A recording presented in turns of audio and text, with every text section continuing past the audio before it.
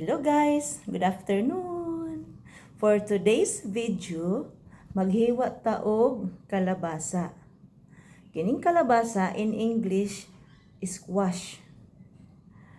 So kaning kalabasa, ang makuha nato nga vitamins mao ang vitamin A, di ba?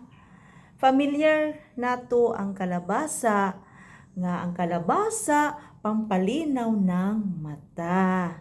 So mga bata, kumain kayo ng kalabasa kay patinaw sa mata. Kumain ng gulay, ikaw ay makulay. So, mo ni akong lutoon karon. Iparis na ko sa sayuti, sa kamunggay, ug ako ning sabwan. So, mga unta og gulay every day. Kay marahimsog ang atong lawas, kusgan atong lawas. Para naatay bitamina, makulay ang buhay sa sinabawang gulay. So, ato lang.